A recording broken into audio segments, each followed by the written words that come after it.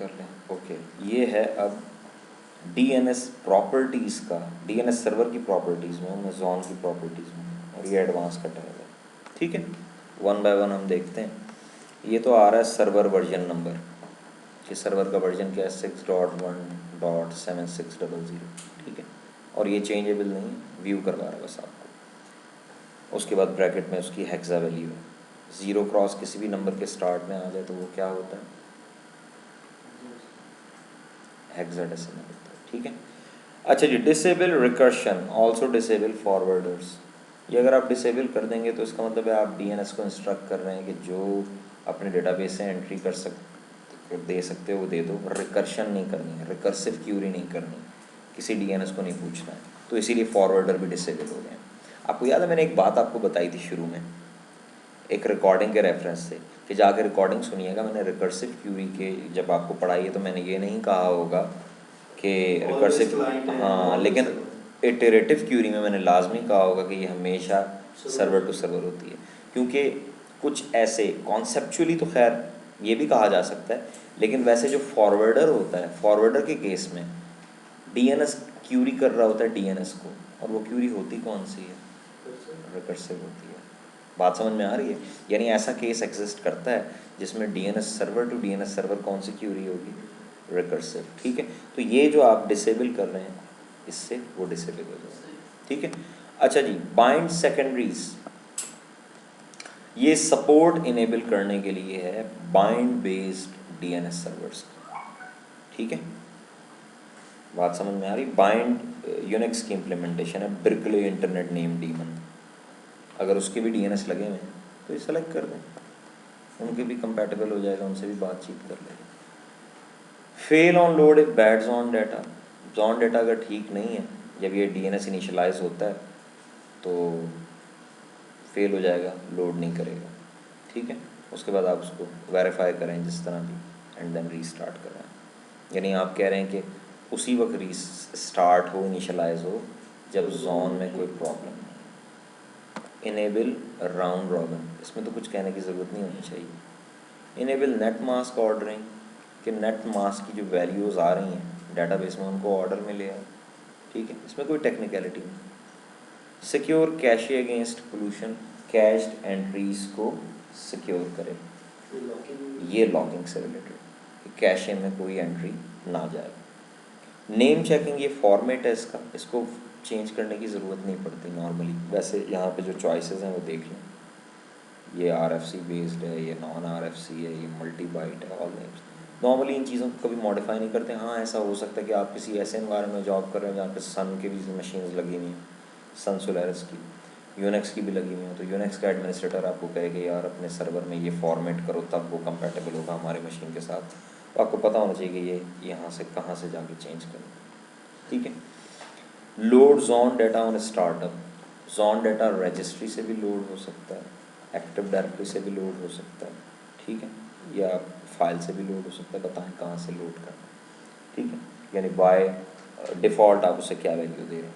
अभी आ रहा है from active directory and registry, यही होता है डिफ़ॉल्ट। ठीक है, और ये स्कैवेंजिंग है। अगर आप ऑटोमेटिक स्कैवेंजिंग ऑन करना चाहते हैं, आप ये नहीं चाहते मैं राइट क्लिक करके और डिलीट करूँ, यही होता था ना, राइट क्लिक करके। दो तरीके होते थे ना स्कैवेंजिंग के।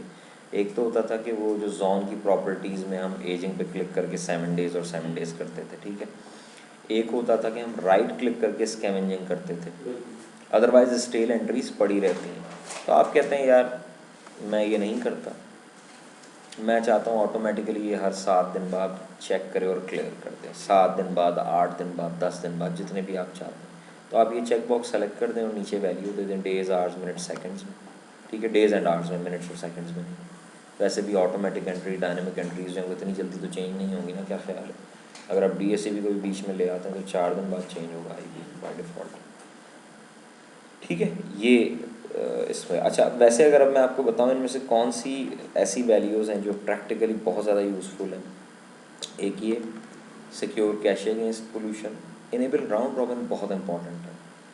यही वो ऑप्शन है जिसकी वजह से आपको लोड बैलेंसिंग मिलती है। अगर ये सेलेक्ट, मैं अनचेक कर दूं तो लोड बैलेंसिंग मैंने डिसेबल कर दी, ये बात याद रखिए। अगर ये डिसेबल है नो लोड बैलेंस है, ठीक है। तो ये इंपॉर्टेंट है, बाकी नॉर्मली मॉडिफाई नहीं करनी पड़ती। हाँ जी, बाकी हो गए थे ना टैब। इन टैब जो हो गए, पर वो ऐसा भी रिकॉर्ड रैकेट में आपने वहाँ पे भी बहुत सी कुछ ऑप्शंस थी, जैसे किसी भी आप एक ऐसा मैं रैकेट एक बताता हूँ, वही वेट और वो उन चीज़ों की बात कर रहे हैं ना। मैं आपको बता देता हूँ, डीएनएस को खोलें और फॉरवर्ड हुकअप जोन में आ जाए, इसमें आ जाए, किसी एक एसआरवी रैकेट को डबल क्लिक करके ओपन कर लें। ये लें जी एसआरवी रैकेट, ये आ गया आपका डोमेन नेम, ठीक है।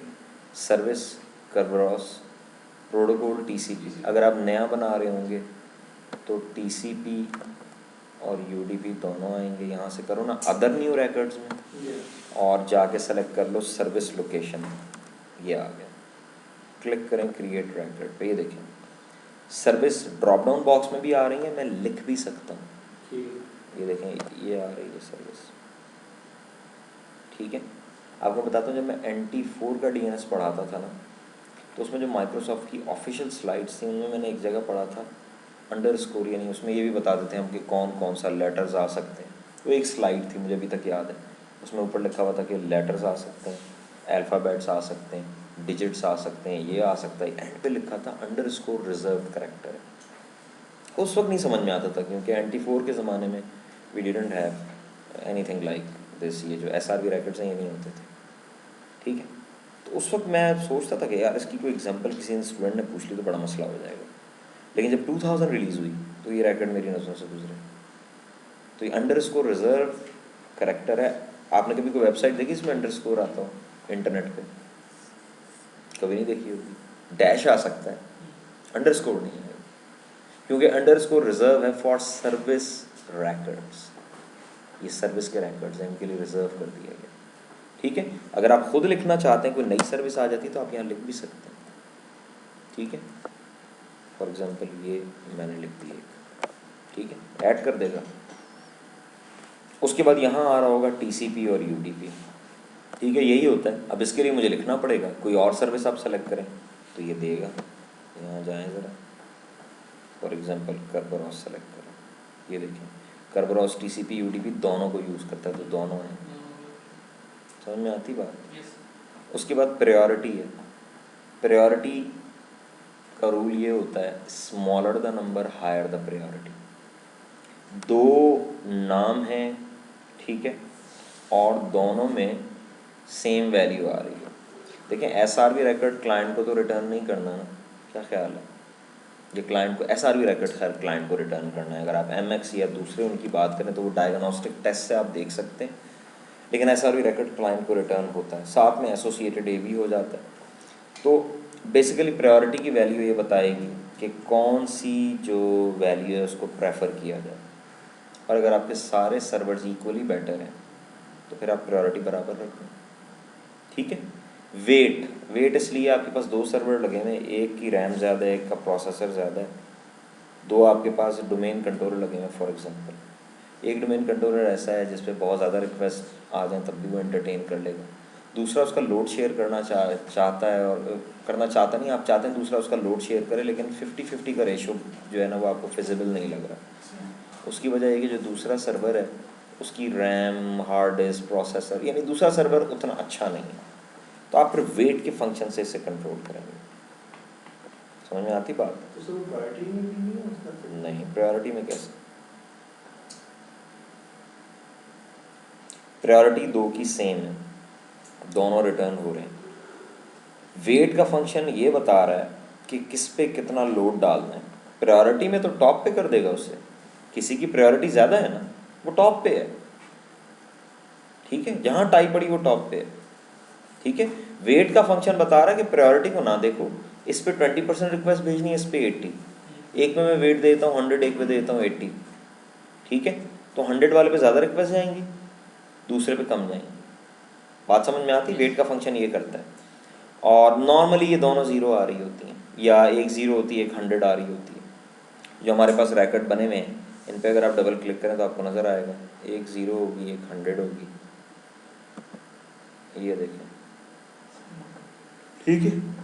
उसके बाद पोर्ट नंबर आ रहा है, जो भी पोर्ट है उस सर्विस की वो आपको बतानी पड़ेगी। ये तो आपको बतानी पड़ेगी, आपको पता होना चाहिए कि जो मैंने सर्विस सेलेक्ट की उसकी पोर्ट क्या है।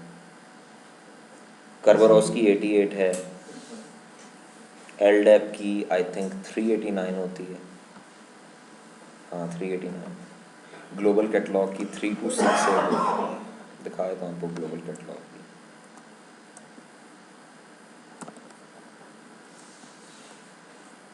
इन रिकॉर्ड में अगर प्रॉब्लम कभी आ जाए ना, आपको मज़ा आ जाता है, फिर आपको पता लगता है कि डीएनएस का असल चेहरा क्या है।